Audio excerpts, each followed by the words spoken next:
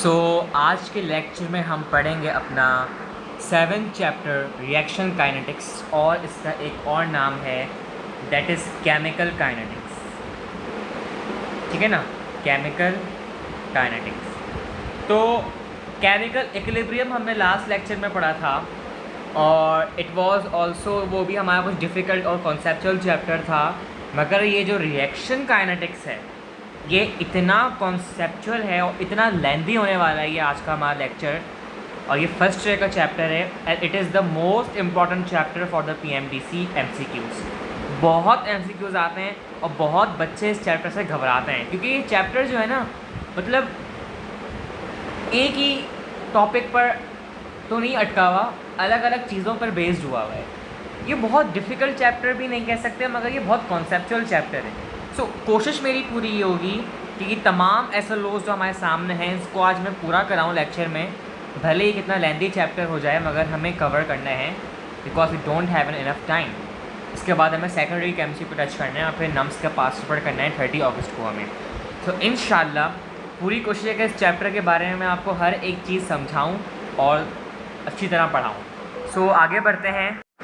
इस तरीके से हम इस चैप्टर को पूरा पढ़ेंगे। केमिकल काइनेटिक्स को अगर मैं स्टार्ट करूँ, मैंने इसके SLO सारे रिव्यू कर लिए हैं। केमिकल काइनेटिक्स का देखो मतलब क्या है, या रिएक्शन काइनेटिक्स का मतलब क्या है। कितनी तेज़ी से, हाउ फास्ट और how slow the reaction is proceeding is called the reaction kinetics. सही है ना, कितने रेट से वो रिएक्शन, रेट का मतलब क्या होता है, कितने टाइम से। That is called the reaction kinetics और chemical kinetics. It is the study and discussion of chemical reaction with respect to the rate of reaction, with respect to the rate of reaction and the factors that affect the rate of reaction. कौन से factors हैं जो reaction की speed को affect करते हैं, उसको भी हम इसी चैप्टर में डिस्कस करेंगे। आपको पता है during a chemical reaction we have a reactant, हमने केमिकल इक्विलिब्रियम में पढ़ा, और रिएक्टेंट आपका कन्वर्ट हो जाता है, कन्वर्टेड इनटू किस में, प्रोडक्ट्स में। ठीक है ना, ये हमारे पास एक इक्वेशन है या एक रिप्रेजेंटेशन है। थस इंक्रीजिंग द,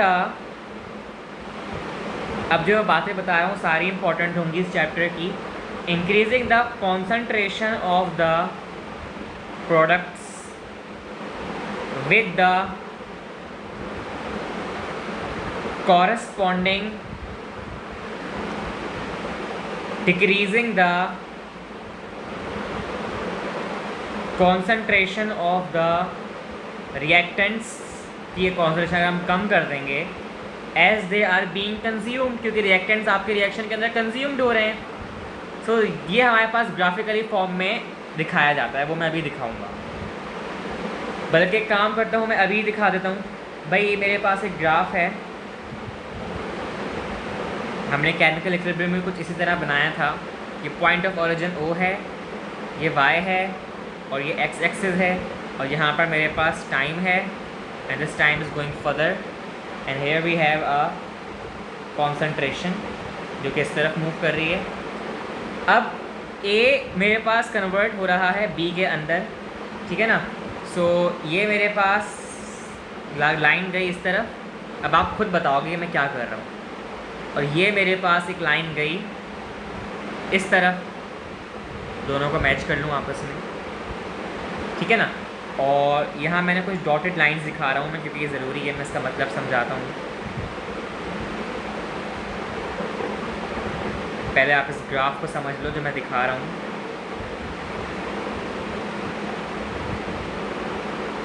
ठीक है ना, और ये जो मेरे पास कम हो रही है धीरे धीरे, यहाँ पर आप देखो ना वैल्यू कम हो रही है ग्राफ में।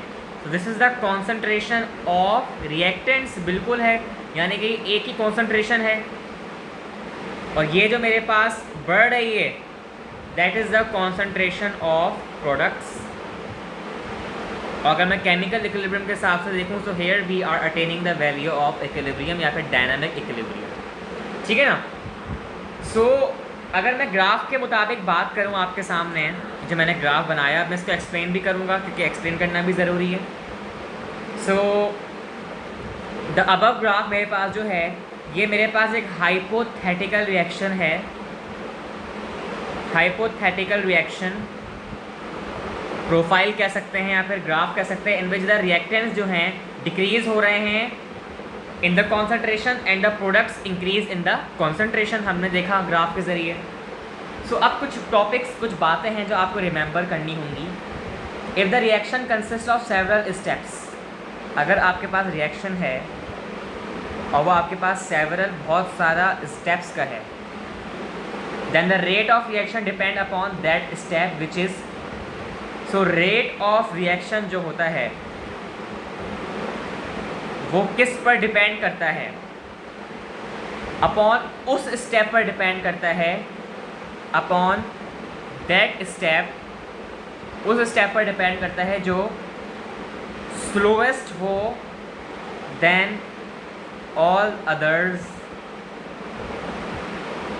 ठीक है ना। सो जो स्टेप स्लोएस्ट होता है उस पर डिपेंड करता है rate of reaction, and slowest step is called, this slowest step is called rate determining step. So rate determining step क्या होता है केमिकल रिएक्शन में, जो कि सबसे ज़्यादा स्लोएस्ट स्टेप होता है, और रेट ऑफ रिएक्शन किस पर डिपेंड करता है, रेट डिटर्मिनिंग स्टेप पर या फिर स्लोएस्ट स्टेप पर। तो दिस इज़ कॉल्ड द, आपके पास एक ग्राफिकल रिप्रेजेंटेशन और इसका डिपेंडेंस आ गई। सो आगे पढ़ते हैं रेट ऑफ रिएक्शन, ठीक है ना। So change in concentration, change in concentration of reactant और product per unit time is called rate of reaction. बिल्कुल सही है, is called rate of reaction. अभी हमने पढ़ा ये बात।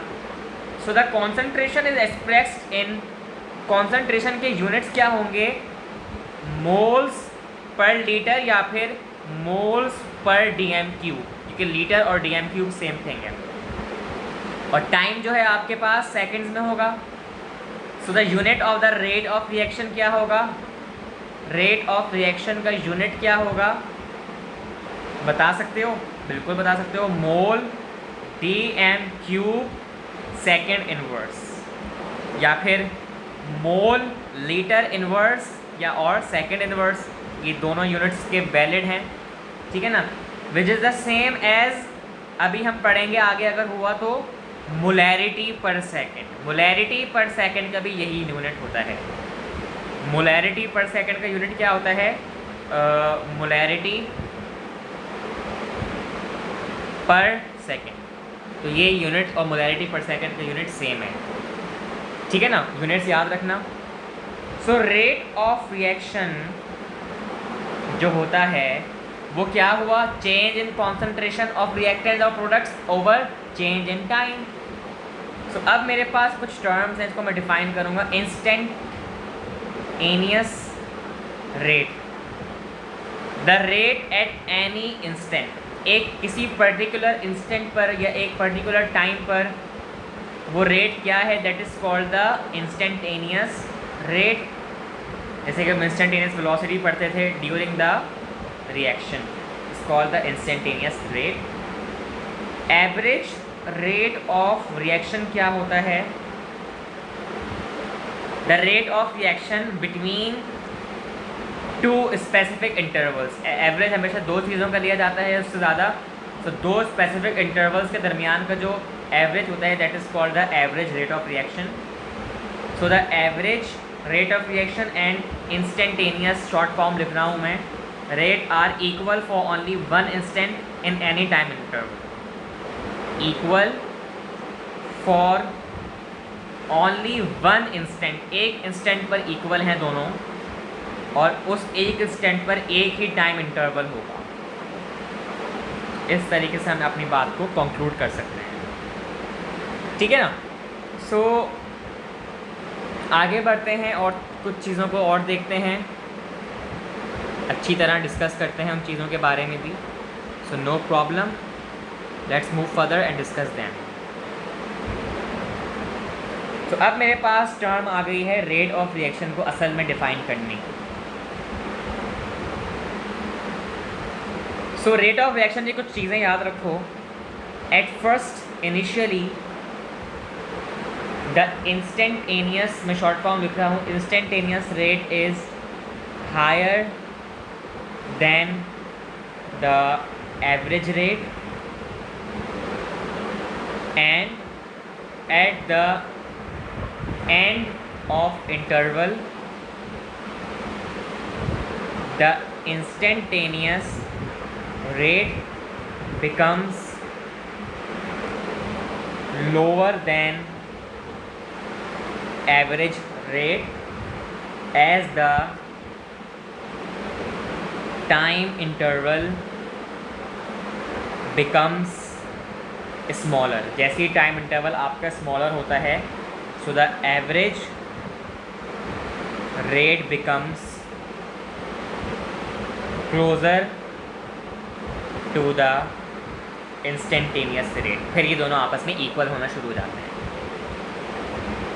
The average rate will be equal to the instantaneous rate। कब? when the टाइम इंटरवल किस वैल्यू को अप्रोच कर जाए। यार बता सकते हो, जब टाइम इंटरवल 0 पर अटेन हो जाएगा, पहुंच जाएगा, so we have average and time, average and instantaneous rate equal. So it means A plus B, और A के मोल्स A, B के moles B, reaction C D हमारे पास प्रोडक्ट्स हैं और दोनों के आपस में मोल्स हैं। ठीक है ना। So when the concentration of the reactant is unity, क्या कहा मैंने, बताता हूँ। व्हेन द कॉन्सेंट्रेशन ऑफ, एक minute, when the concentration of reactant is unity, यानी कि एक जैसी हो गई, then rate of reaction is equal to rate constant and is called specific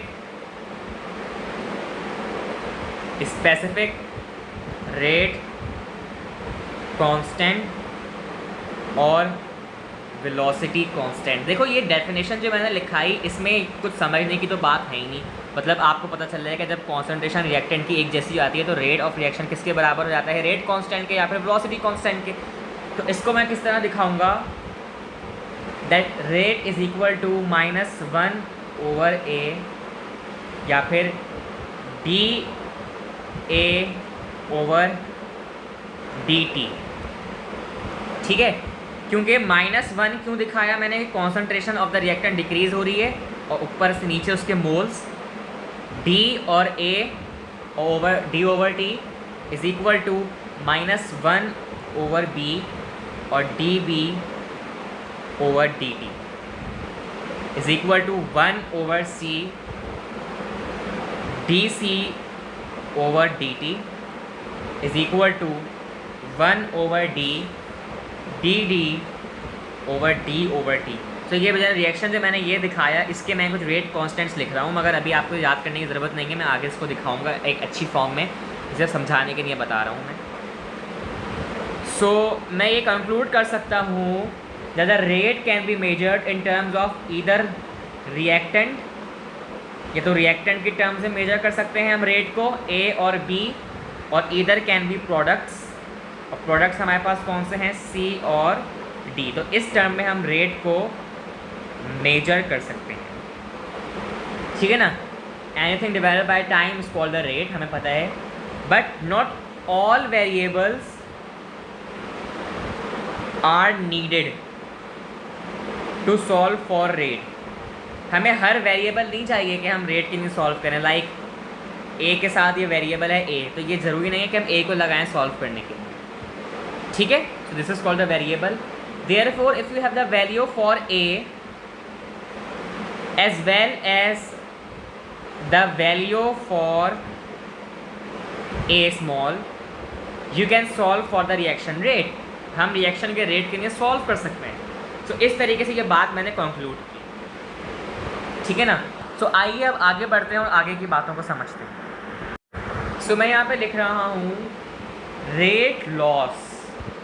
rate के कुछ लॉस होते हैं जैसे कि हमने और अदर लॉस पढ़े अदर चैप्टर्स में।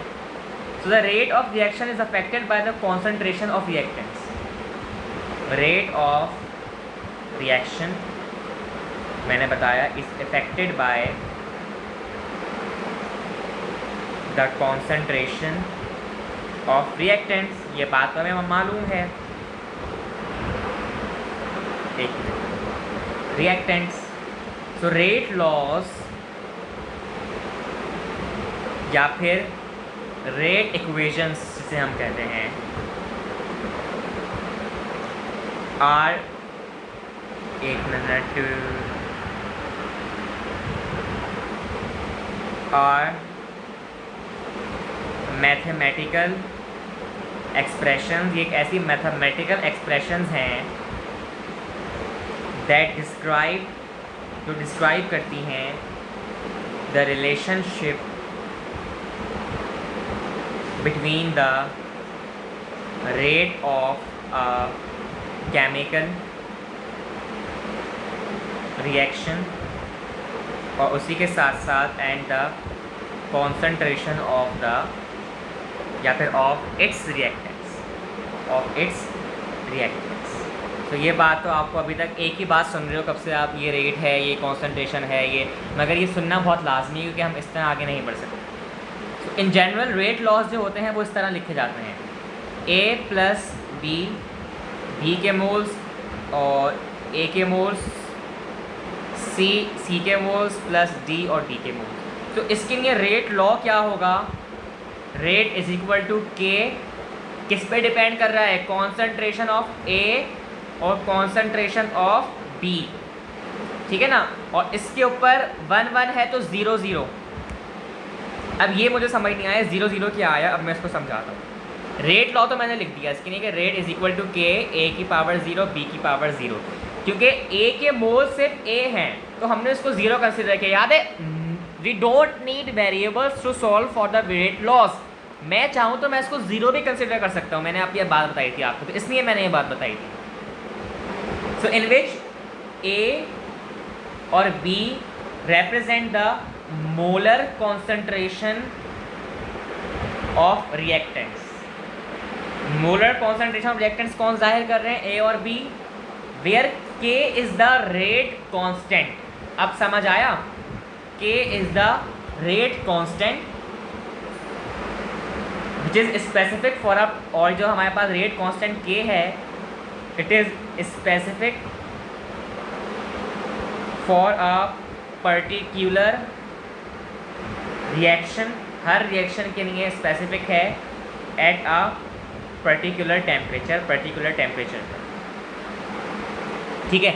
सो अब कुछ चीज़ें रिमेंबर करनी होंगी आपको, इम्पॉर्टेंट की पॉइंट्स। एक मिनट, स्पेलिंग क्या लिखनी मैंने, रिमेंबर करनी होंगी आपको। द रेट कांस्टेंट के इज़, अब गौर से सुनना, MCQs के लिए important. K is independent of the concentration of A and B, but it does very with temperature and surface area. यानी कि रेट कांस्टेंट या रेट लॉ जो है मेरे पास K किस पर डिपेंड करता है? टेम्परेचर और सरफेस एरिया पर। मगर इंडिपेंडेंट किसके है? इंडिपेंडेंट है आपके initial concentration of the reactants, ठीक है ना। मगर रेट ऑफ रिएक्शन किसके डिपेंडेंट है? Initial concentration of the reactants. ये दोनों अलग अलग चीज़ें हैं। रेट कांस्टेंट और रेट ऑफ रिएक्शन अलग अलग चीज़ें हैं।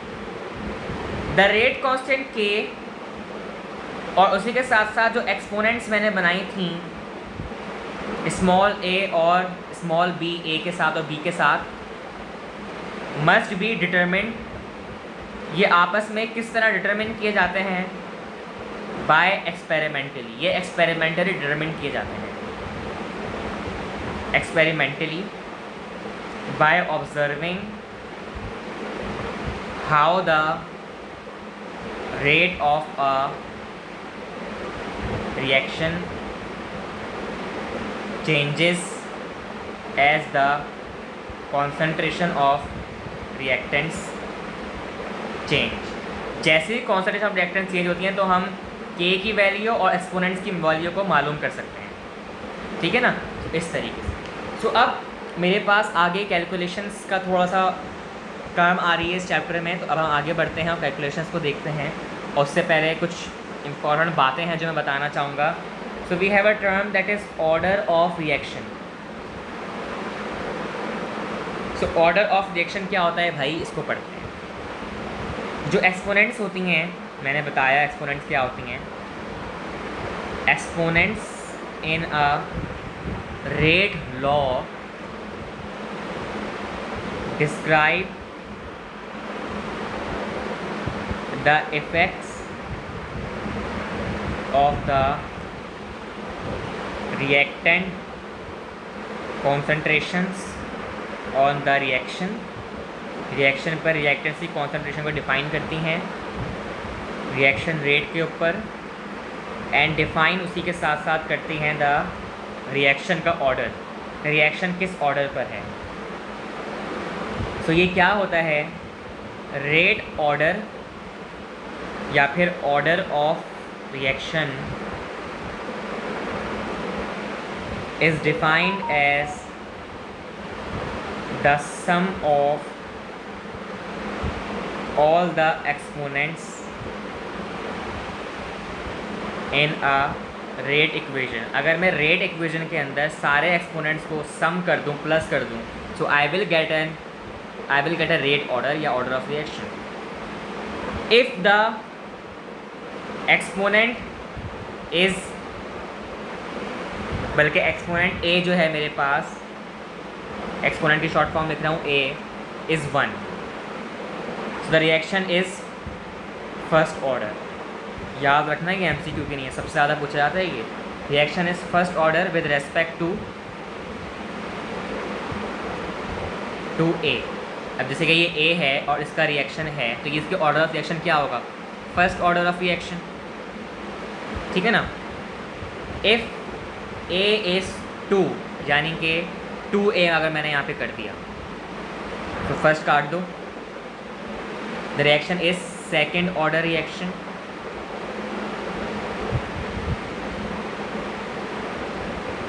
सो I would get the second order reaction. If B is 1, the reaction is first order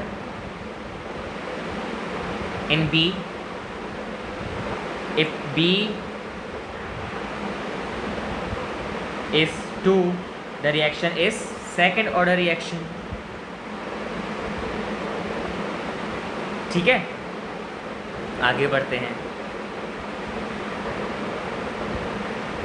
अच्छा जनाब, if A और B is 0, दोनों 0 हैं, the reaction is zero order reaction, zero order reaction respectively, and the rate of reaction is not affected। जब zero order होता है आपका, तो ज़ीरो ऑर्डर का मतलब है कि rate of reaction is not affected by the concentration of that reactant जिसकी पावर 0 थी, ठीक है ना। सो the overall reaction order is the sum of the orders with respect to each reactant, ठीक है ना। सो एग्जाम्पल मेरे पास की ये है कि if A is equal to 1 and B is equal to 1, तो अब मुझे ये बताओ अगर मेरे पास A की वैल्यू है A1 और B की वैल्यू है B1, सो इसका ऑर्डर ऑफ रिएक्शन क्या होना चाहिए? According to the principle, order of reaction is the sum of the exponents value. So A plus B is equal to 1 plus 1, 1 plus 1 is equal to 2. So it is the second order reaction. तो कभी कभार बच्चे इसमें घबराते हैं कि ये first order है या सेकंड ऑर्डर है. भाई इन दोनों को प्लस कर दो. अगर यहाँ पे A के साथ फॉर एग्जांपल मैं ये 1 मिटा दूँ और B के साथ भी 1 मिटा दूँ, अब कैसे पता चलेगा? भाई जब वैल्यू नहीं है तो 1 है ना ऑटोमेटिकली. तो 1 plus 1 2, second order reaction. So the chemical reactions are classified into 0, first, second and third order of reactions. तो हम इन सब के बारे में डिटेल में पढ़ने जा रहे हैं. सो ये मेरे सामने टेबल बन चुकी है. 0 order, first order, second order. Third order को हम नहीं पढ़ेंगे क्योंकि इतना लेवल पर नहीं पूछा जाता, तो हम थर्ड ऑर्डर को स्किप कर देंगे. सो 0 ऑर्डर की बात करूं अगर मैं, तो ऐसा reaction in which rate is independent किस पर होता है? मैंने बताया था ऑफ सबस्ट्रेट या फिर रिएक्टेंट कॉन्सेंट्रेशन. ठीक है ना. और इसका अगर मैं डिफरेंशियल रेट लॉ की बात करूं, डिफरेंशियल रेट लॉ क्या होता है मैं बताता हूँ. वही बात हो गई जो हमने पढ़ा था, रेट लॉ, कांस्टेंट वाला. Rate is equal to K, A की पावर ए और बी की power B. That is the differential rate law. So the rate of a reaction is equal to rate of a reaction. 0 order reaction में हमेशा किसके बराबर होता है? के के. ये बात याद रखना. फर्स्ट ऑर्डर रिएक्शन की मैं बात करूँ, the reaction in which the rate varies, rate जो है आपका वेरी कर रहा है, चेंज कर रहा है with concentration of single species. एक सिंगल स्पीशीज़ के मुतालिक वो चेंज कर रहा है. तो इसके लिए भी rate of reaction is equal to किसके बराबर होना चाहिए? के और A की पावर 0 होनी चाहिए और उसी के साथ साथ B की पावर क्या, फॉर एग्जाम्पल सॉरी, A की पावर 1 होनी चाहिए और B की पावर 0 होनी चाहिए. That is the first order reaction. अगर MCQ में है तो इस तरह. और 0 ऑर्डर के लिए आपका R किसके ऊपर होगा? 0 के ऊपर. ये इसकी रिप्रेजेंटेशन है. Second order reaction, reaction in which the rate varies with the concentration of two species.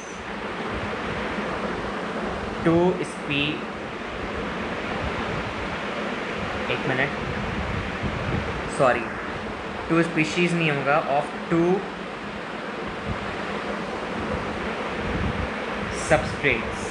2 reactants के ऊपर डिपेंड कर रही होगी. यानी कि the rate of reaction for this reaction is R is equal to K. A की power भी 1 होनी चाहिए और B की पावर भी 1 होनी चाहिए, जब जाके 1 प्लस 1 2 बनेगा. ठीक है ना. तो इसकी रिप्रेजेंटेशन है. आगे बढ़ते हैं और इस टेबल को मज़ीद जानते हैं, कंप्लीट करते हैं. सो 0 ऑर्डर रिएक्शंस कौन कौन से होते हैं अभी से समझ लो. ऑल फोटोकेमिकल रिएक्शंस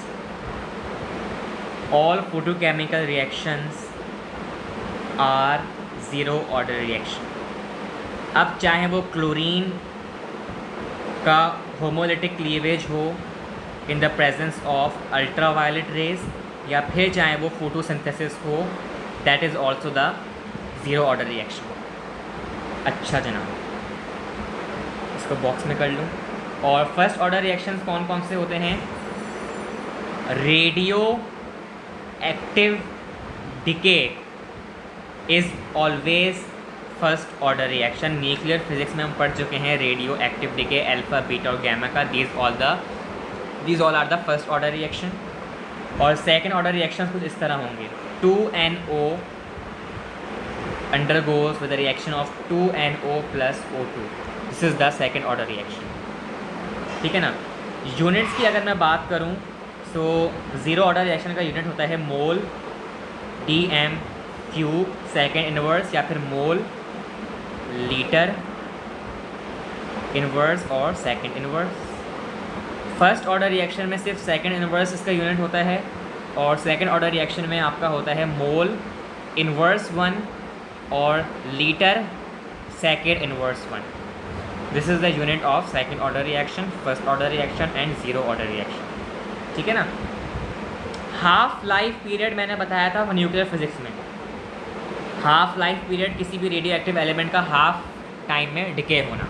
सो इसकी एग्जांपल ज़ीरो ऑर्डर में क्या होगी, जब आपका टी जो है हाफ हो, so is equal to 0.693 over Kelvin की वैल्यू जब होगी, so half life of zero order reaction is independent to the initial concentration of reactants. कुछ बताने वाली बात नहीं है, आप समझ गए होंगे. ठीक है ना. Reactants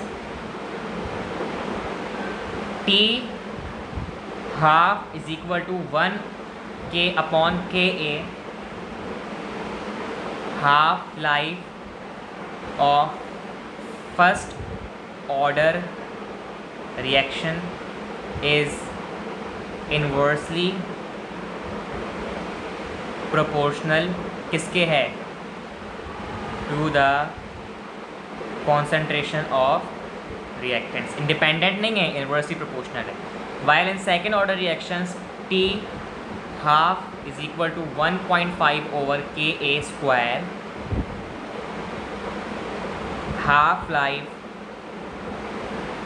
of second order reaction is inversely, अब आप बता सकते हो, प्रोपोर्शनल, गैस कर लिया होगा, to the square of initial concentration of reactants. तो अब इसमें कोई मुश्किल वाली बात तो थी नहीं. तो here we have completed our this table. आगे बढ़ते हैं. घोल के पी लो, ये सारी बातें इतनी इंपॉर्टेंट हैं, अगर एक भी मिस करती तो गया आप पेपर में. अच्छा जनाब, the order of reaction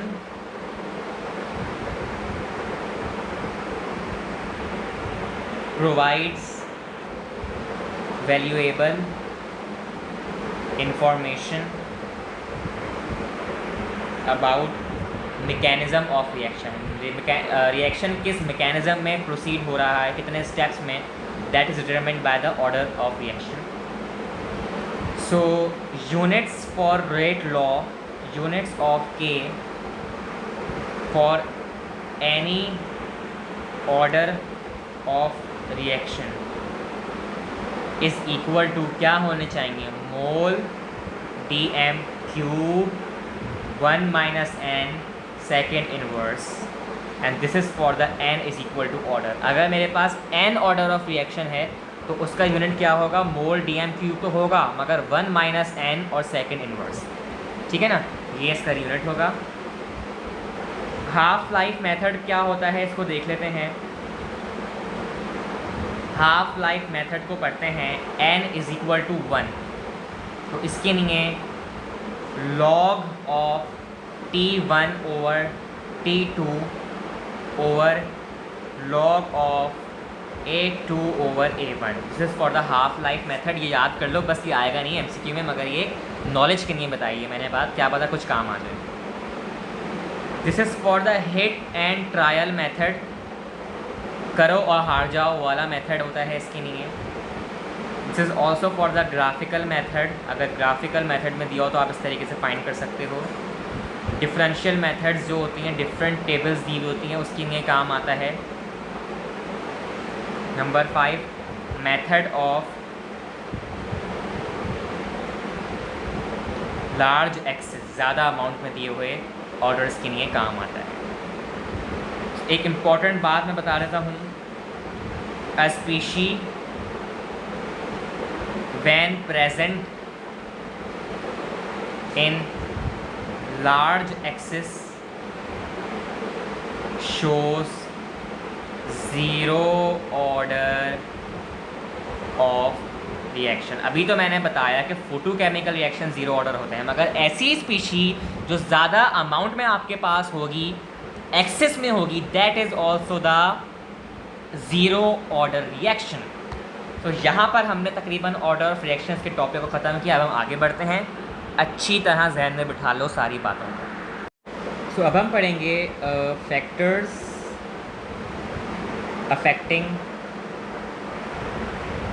reaction rates या रेट ऑफ रिएक्शन, ठीक है ना। तो ऐसे कौन से फैक्टर्स हैं कि रिएक्शन के रेट को अफेक्ट करते हैं। So the rates eight which reactants are consumed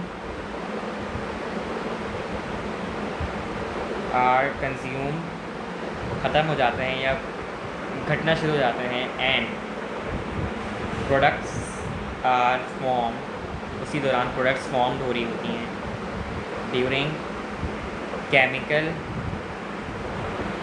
reactions very greatly, बहुत ज़्यादा सिग्निफिकेंट इम्पैक्ट होता है इसका। So we can identify 5 factors. हमारे पास कुछ 5 ऐसे फैक्टर्स हैं that affect the rates of reaction या रेट्स ऑफ केमिकल रिएक्शन, ठीक है ना। So we have factors affecting rate of reaction. So factors affecting FA लिख रहा हूँ मैं। So first of all we have chemical nature of the reacting substance. Chemical nature of reacting substance. Number 2 we have surface area of substance. Surface area का मतलब powdered form में है या फिर सॉलिड फॉर्म में है। Temperature of reactants, concentration of reactants, और एक लास्ट है प्रेजेंस ऑफ कैटलिस्ट। तो इन सब को अब हम पढ़ेंगे। So chemical nature of a reacting substance का मतलब क्या है, इसको पढ़ते हैं। The rate of a reaction depends on the nature of the participating substances. Reactions that appear similar may have different rates under the same conditions depending on the identity of the reactant. यानी कि जो कि reaction similar होते हैं वो different rate से भी हो सकते हैं कंडीशंस के ऊपर डिपेंड करते हुए, या फिर उनकी identity of the reactants. For example, when small pieces of the metals iron and sodium are exposed to air, the sodium reacts completely or vigorously with air overnight, whereas the iron is barely affected। यानी कि reactant की nature कैसी है, कि वो metal है या फिर वो रिएक्टेंट ज़्यादा हाई रिएक्टिव स्पीशीज़ का है और क्या है। द एक्टिव मेटल्स जैसे कि कैल्शियम हो गया and sodium both react with water to form hydrogen gas and a base, ये भी रिएक्शन की प्रॉपर्टी है। Yet calcium reacts at a moderate rate whereas sodium reacts so rapidly that the reaction is almost explosive। ये आपकी nature of the reactant की बात होती है। Surface area of reacting substances के ऊपर आते हैं, इसके बारे में पढ़ते हैं। Increasing the surface area of the reactants result in the higher number of reaction sites. Increasing the number of reaction sites increase the number of total collisions. The greater the frequency of the total collisions, the greater the frequency of effective collisions। if the frequency of the effective collision increases so does the reaction rate increases।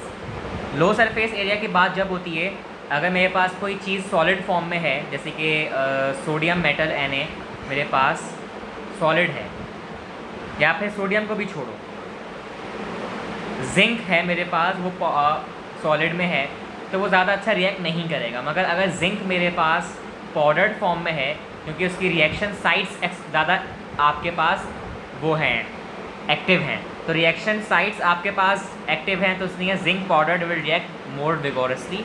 और magnesium atom का भी अगर powdered form में होगा Mg powder, तो it will also react more vigorously. तो ये आपके पास surface area of the reaction है, क्योंकि कोलिजन्स बढ़ेंगे रिएक्शन साइट्स पर। टेम्परेचर ऑफ द रिएक्टेंट्स, इस साइड पर मैंने लिया टोटल मास या volume of the products. Low temperature पर आप देख सकते हो रिएक्शन आपका इस तरफ है, और हाई टेम्परेचर पर आप देख सकते हो रिएक्शन आपका इस तरफ जाने के ऊपर हो गया, ठीक है ना। तो इस तरीके से आप टेम्परेचर ऑफ द रिएक्टेंट्स की बात कर सकते हो। सो इस ग्राफ से ये मालूम होता है कि time from start of a reaction, यहाँ पर रिएक्शन आपका सिर्फ था और यहाँ पर आपका रिएक्शन का रेट ज़्यादा हो गया। यानी कि chemical reactions typically occur faster at higher temperatures. आप देख सकते हो हाई टेम्परेचर पर केमिकल रिएक्शन आपका फास्ट हो रहा है। For example, food can spoil quickly when left on the kitchen counter. However, the lower temperature inside a refrigerator slows that process, due to which the same food remains fresh for days. बहुत आसान बात है। We use a burner or a hot plate in a laboratory to increase the speed of reaction। जैसे कि हम secondary में reactions करते थे हम केमिकल्स के एनालिसिस के, सॉल्ट एनालिसिस के, उसमें हम हीट यूज़ करते थे for the speed of a reaction. तो हाई टेम्परेचर पर हाई कोलिजन्स और high speed of reaction that proceed slowly at ordinary temperatures. अगर स्लो टेम्परेचर होगा तो उस पर हमारा रेट ऑफ रिएक्शन कम होगा। टेम्परेचर ऑफ द रिएक्टेंट्स क्या होता है? Rate of reaction is proportional to the number of collisions among the reactant molecules. ये बात याद कर लो। When the temperature increases, number of collisions among the reactant molecules increases, which in turn speeds up the rate of reaction. Increase in temperature of only 10 degrees centigrade will approximately double the rate of a reaction in a homogeneous system. ये बात याद कर लो, MCQ के लिए बहुत important है, अच्छी तरह याद कर लो, ठीक है ना। अच्छा, जैसे कि आपको पता है temperature is directly proportional to the kinetic energy of a molecules. So अगर मैं यहाँ पर एक काइनेटिक एनर्जी का ग्राफ बनाऊँ, ठीक है ना, और यहाँ पर मैं लिखूँ परसेंट ऑफ मॉलिक्यूल्स, ठीक है ना। सो एक तो मेरे पास ये ग्राफ आ रहा है एंड एक मेरे पास ये ग्राफ आ रहा है, और यहाँ पर मेरे पास जो है एक शेडेड एरिया में काइनेटिक एनर्जी की वैल्यू मालूम कर सकते हैं। This is for the higher temperature and this is for the lower temperature. Lower temperature पर मॉलिक्यूल की जो परसेंट है वो ज़्यादा है, मगर हायर टेम्परेचर पर मॉलिक्यूल की परसेंटेज कम है, मगर उसकी काइनेटिक एनर्जी का जो ग्राफ है वो कुछ ज़्यादा ही मतलब तेज़ी से इसका नीचे की तरफ आ रहा है। सो इस तरीके से आप कंक्लूड कर सकते हो काइनेटिक एनर्जी का ग्राफ और क्या कहते हैं लोअर और हायर काइनेटिक एनर्जी के ग्राफ को, ठीक है। सो एक और सेकेंड लास्ट फैक्टर है, we have concentrations of the reactants. The rate of many reactions depends on the concentration of the reactants. Rate usually increases when the concentration of the one or more of the reactant increases. हमें बात पता है, for example, calcium carbonate CaCO3 deteriorates as a result of its reaction with the pollutant sulfur dioxide, ठीक है ना। यानी कि अगर हम CaCO3 को रिएक्शन में डालें और pollutant sulfur dioxide को उसके साथ डालें एक्सेस में, तो आपका जो कैल्शियम कार्बोनेट है ज़्यादा रिएक्ट करेगा। The rate of this reaction depends on the amount of sulfur dioxide in the air. तो concentration of the SO3 SO2 के ऊपर डिपेंड करता है। Acidic oxide sulphur dioxide combines with water vapor to produce sulfurous acid in the following reaction: SO2 plus H2O H2SO3 it is sulfurous acid। हमने ये environmental chemistry में पढ़ा था acid rain की फॉर्मेशन में। Calcium carbonate reacts with sulphurous acid as follows: CaCO3 H2SO3 CaSO3 plus CO2 और H2O। Note, in a polluted atmosphere where the concentration of the sulfur dioxide is high, calcium carbonate deteriorates more rapidly than in less polluted air। यानी calcium carbonate ज़्यादा react करता है। Similarly, phosphorus burns much more rapidly in an atmosphere of a pure oxygen than in air which has only about 20% oxygen। अब एक term थी catalyst की presence, वो मैं बाद में पढ़ाऊँगा, उससे पहले मैं एक्टिवेशन एनर्जी पढ़ाऊँगा क्योंकि उसका मकसद है मेरा। तो what is activation energy? According to the collision theory of reactivity, अब हम पढ़ेंगे इसको। Reactions occur when reactant molecules effectively collide, जब वो आपस में मॉलिक्यूल इफेक्टिवली कोलाइड करेंगे तो रिएक्शन होगा। For a chemical reaction to take place the particles such as atoms ions the molecules must form a homogeneous mixture and collide with one another. The collision may be effective और ineffective. When these collisions are effective they give rise to products, otherwise the particles just bounce back. The effective collisions can take place only when the colliding particles possess a certain amount of energy, activation energy and proper orientation।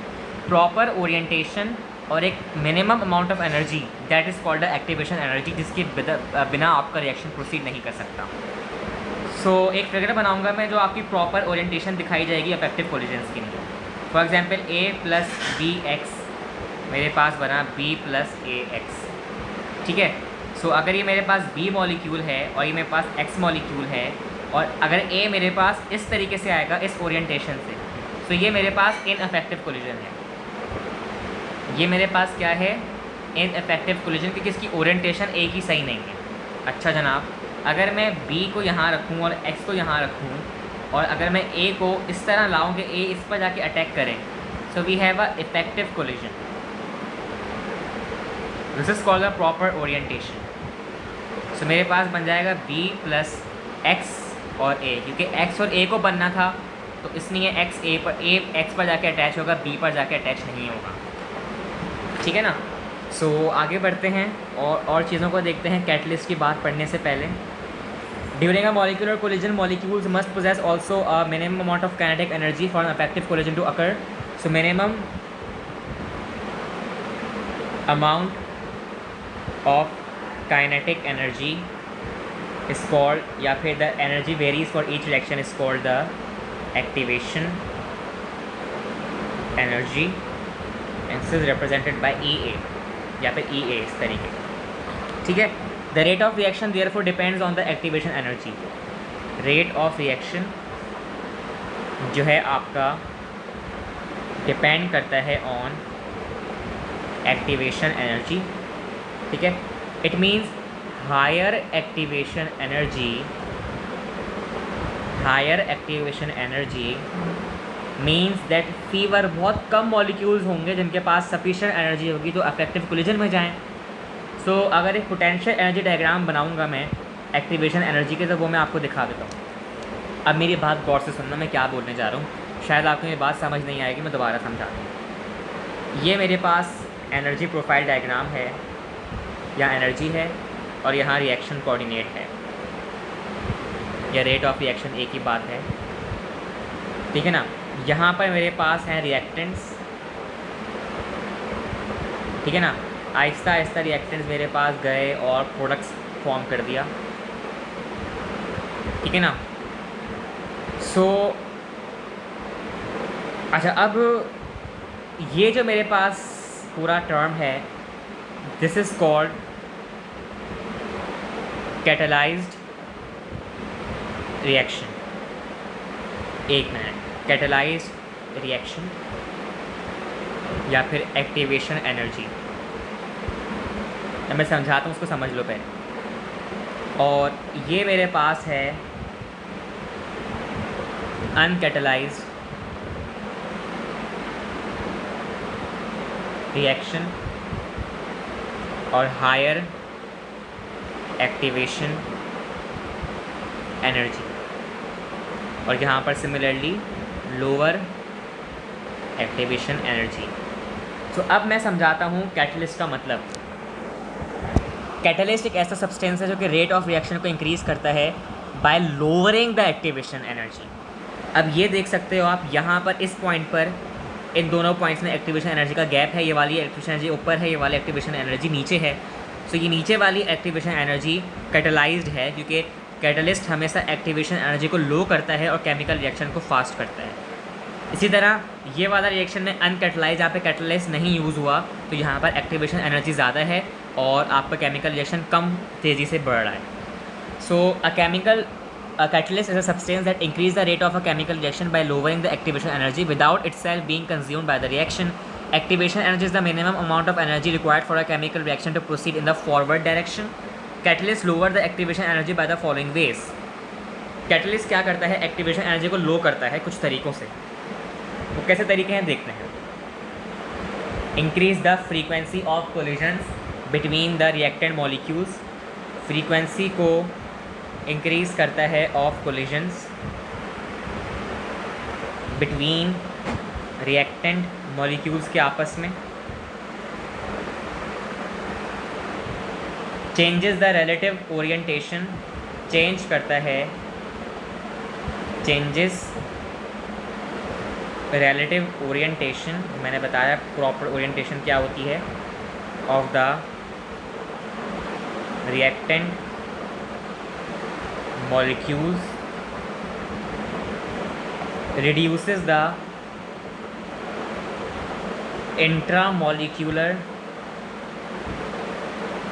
Intramolecular का मतलब है intramolecular bonding को reduce करता है with in reacting, जो आपस में molecules bind होते हैं एक दूसरे से, उस मॉलिक्यूलर बॉन्डिंग को जो है कम करता है रिएक्टेंट मॉलिक्यूल्स, ताकि वो रिएक्शंस आगे प्रोसीड हो सकें, प्रोडक्ट्स में कन्वर्ट हो सकें। Donates electron density to the reactant, यानी कि चार्ज डेंसिटी डोनेट करता है रिएक्टेंट्स को। प्रोवाइड करता है एन ऑल्टरनेट पाथवे, एक अलग पाथवे या डिफरेंट पाथवे या फिर मैकेनिज्म प्रोवाइड करता है for the reaction. So catalyst increases the rate of a reaction, catalyst increases the rate of reaction by decreasing the activation energy. ये बात याद कर लो MCQ के लिए, बहुत इंपॉर्टेंट है। तो अब आपको ये ग्राफ समझ में आया होगा मेरा जो मैंने बनाया। अच्छा, अब द एनर्जी जो आपके पास एक्टिवेशन एनर्जी होती है वो पोटेंशियल एनर्जी डायग्राम के ज़रिए मैंने शो कराई, और वो हाइपोथेटिकल रिएक्शन था। तो अब मैं एक और ग्राफ बनाने वाला हूँ। सो वो कोलिजन थ्योरी के मुताबिक है, कोलिजन थ्योरी के मुताबिक। सो ये मेरे पास है एक्सटेंट ऑफ रिएक्शन, की रिएक्शन किस एक्सटेंट तक जा सकता है, हद तक जा सकता है। और यहाँ पर मेरे पास है पोटेंशियल एनर्जी। ये मेरे पास एक पॉइंट है, और यहाँ मेरे पास रिएक्टेंट्स हैं A + B। ये गए और आप ऊपर जाते समय एक ट्रांजिशन स्टेट बनाए, और ट्रांजिशन स्टेट से फिर नीचे आए प्रोडक्ट्स बनाए C + D। सो इस इक्विलिब्रियम वैल्यू से लेकर ट्रांजिशन स्टेट तक का जो डिस्टेंस था वो होती है एक्टिवेशन एनर्जी। ये मेरे पास एक्टिवेशन एनर्जी E है, और ये मेरे पास heat of formation of the products है। तो ये कोलिजन थ्योरी का ग्राफ है। So the potential energy diagram shows the activation energy of a hypothetical reaction. It shows the energy relationships for the general reaction of a molecule of a with combined B to form molecule C + D. So it means A + B बने आपके पास C + D में। तो ये collision theory का potential energy diagram था। इसके बारे में थोड़ा और डिस्कस करते हैं। सो ये जो मैंने ग्राफ बनाया है इसको पढ़ते हैं। The figure shows that the energy of the transition state is higher than that of the reactants A and B by an amount equal to activation energy. ठीक है ना। लेकिन ट्रांजिशन एनर्जी की जो ट्रांजिशन स्टेट जो होती है हमारे पास, उसको हम कहते हैं एक ऐसी स्टेट जहाँ पर आपका एलिमेंट कुछ वक्त के लिए अनस्टेबल होता है। ठीक है ना। तो वो एनर्जी ज़्यादा है एक्टिवेशन एनर्जी से, आप देख सकते हैं। Third the sum of the kinetic energies of A and B must be equal to और greater than activation energy to reach the transition state. यानी कि एक्टिवेशन एनर्जी को ओवरकम करना पड़ेगा A और B को to reach the transition state. जब वो ओवरकम करेंगे जब भी तो रिएक्शन प्रोसीड होगा। After the transition state has been reached and as C and D begin to form, C और D आपके बन रहे हैं, the system loses energy until its total energy is lower than that of the initial mixture। अब इस system ने अपनी energy को लोअर कर दी जब तक वो उसकी एनर्जी इनिशियल मिक्सचर के बराबर ना हो जाए। This lost energy is transferred to other molecules giving them enough energy to reach the transition state. आगे प्रोसीड होगा reaction. The forward reaction that between molecules A and B therefore tends to take place readily once the repetition reaction has started. Forward reaction जब भी start हो जाएगा आपका reaction बनना शुरू हो जाएगा A और B के दरमियान। इन फिगर जो मैं आपको दिखाई है मैंने, इसमें delta H represent the difference in enthalpy change. Enthalpy यानी कि एक एनर्जी का डिफरेंस होता है between the reactants A and B and the product C and D। The sum of activation energy and enthalpy change represent the activation energy for the reverse reaction. अगर मैं E A और delta H को plus कर दूँ तो reverse direction में मेरे पास show कर देगा एक्टिवेशन एनर्जी। ठीक है ना। So this is called the energy profile diagram. अब आगे बढ़ते हैं और लास्ट टॉपिक को ऊपर डिस्कस करते हैं। सो एक केमिकल इक्विलिब्रियम में हमने पढ़ा था एंडोथर्मिक रिएक्शन और एक्सोथर्मिक रिएक्शन पढ़ा था ना। तो अब इसको दोबारा पढ़ते हैं इन दोनों रिएक्शंस को और समझते हैं अब ग्राफिकल वे में। सो लेट सपोज मेरे पास ये जो ग्राफ है रिएक्शन प्रोग्रेस इस तरफ है एक्स एक्सिस पर, और ये मेरे पास है potential energy P and this graph is for the exothermic reaction यानी कि हीट लिबरेटिंग रिएक्शन या हीट रिलीजिंग रिएक्शन। और ये मेरे पास है वही बात रिएक्शन प्रोग्रेस और पोटेंशियल एनर्जी ठीक है, PE, और this is for the endothermic reaction, यानी कि हीट इवॉल्विंग या फिर हीट एब्जॉर्बिंग। अगर मैं एंडोथर्मिक रिएक्शन की पहले बात करूं, so I have a reactants over here and then they goes to the transition state and the products form on the upside. Products आपके रिएक्टेंट से ऊपर होते हैं एंडोथर्मिक ग्राफ में। सो अगर मैं इसकी इक्विलिब्रियम स्टेट बनाऊं और ट्रांजिशन स्टेट तक का गैप बनाऊं, so that would be my activation energy EA। सो और ये प्रोडक्ट्स की एनर्जी से लेकर नीचे इक्विलिब्रियम स्टेट तक की एनर्जी तक मेरे पास कौन सी एनर्जी है? This energy is called the energy absorb. यहाँ पर एनर्जी प्रोडक्ट्स ने एब्जॉर्ब की, and this is called the activation energy. तो एंडोथर्मिक में प्रोडक्ट्स की जो वैल्यू होती है वो रिएक्टेंट से ऊपर होती है, आप देख सकते हैं। अगर एक्सोथर्मिक का बनाऊँ मैं, तो यहाँ पर मेरे पास रिएक्टेंट्स होंगे और ये मेरे पास एक्टिवेशन एनर्जी होगी, और यहाँ पर मेरे पास प्रोडक्ट्स होंगे, और प्रोडक्ट से लेकर इन तक की रिएक्शन की जो एनर्जी होगी that would be my activation energy, और यहाँ तक की जो होगी that would be energy released. और ये EA मेरे पास ट्रांजिशन स्टेट से लेकर प्रोडक्ट्स तक की वैल्यू होती है एक्टिवेशन एनर्जी। तो यानी कि एक्सोथर्मिक में आपके प्रोडक्ट्स रिएक्टेंट से नीचे हैं। The graph shows the potential energy relationship for the reaction A to B, C to A to B, मतलब रिएक्टेंट से आपके प्रोडक्ट्स तक का सफ़र है। अब इसको मैं इस तरह समझाऊंगा कि सबसे पहले तो मैं कुछ इंपॉर्टेंट बातें बताऊंगा कि जो ट्रांजिशन स्टेट होती है वो रिप्रेजेंट करती है हाईएस्ट पोटेंशियल एनर्जी को और उसकी कॉन्फ़िगरेशन को ड्यूरिंग अ रिएक्शन। मगर एक टर्म होता है मेरे पास activated complex. Activated complex represents to a range of configurations near the transition state, कि वहाँ पर ट्रांजिशन स्टेट के करीब उसकी कॉन्फ़िगरेशन क्या है, स्टेट दैट द, ताकि एटम जो है, atoms pass through during their transformation, ताकि वो अपने ट्रांसफॉर्मेशन के दौरान आपस में पास कर सकें फ्रॉम रिएक्टेंट्स टू प्रोडक्ट्स। ठीक है ना? सो याद रखना कि activation energy for the forward reaction is represented by the EA, and the activation energy for the reverse reaction इस डायरेक्शन में is greater than that of the forward reaction. Forward reaction से activation energy greater होती है reverse reaction में, और equal होती है delta H की, amount equal to the delta H। So ये जो मेरे पास ग्राफ थी ये एक्सोथर्मिक एंडोथर्मिक रिएक्शन का था। सो अल्हम्दुलिल्लाह हमने यहाँ पर अपना टॉपिक केमिकल काइनेटिक्स को ख़त्म किया। जो चीज़ समझ ना आए उसको दोबारा से पॉज करके पीछे करके देखो, और मेरे ज़्यादा बोलने से अच्छा है कि आप उस वीडियो को पॉज करके खुद समझो कि वो क्या जाहिर कर रहा हूँ मैं वीडियो के अंदर, ये ग्राफ के अंदर मैं क्या बना के आपको दिखाना चाह रहा हूँ कि एक्सोथर्मिक में क्या हो रहा है, एंडोथर्मिक में क्या हो रहा है। MCQ की नहीं, खुद इंपॉर्टेंट पॉइंट्स सोचो क्या हो सकते हैं। ट्रांजिशन स्टेट, ये सब एक्टिवेशन एनर्जी लो क्यों होती है कैटलिस्ट के दौरान, ये सब आप फैक्टर्स खुद मालूम करो ताकि आपके कॉन्सेप्ट्स बिल्ड हो। सो चेक करते हैं, हमने सारे कर लिए। Units of rate reaction, order of reaction, specific constant, velocity constant, factors affecting rate of reaction, determination of the rate of reaction, rate reaction. So here we have completed all the things.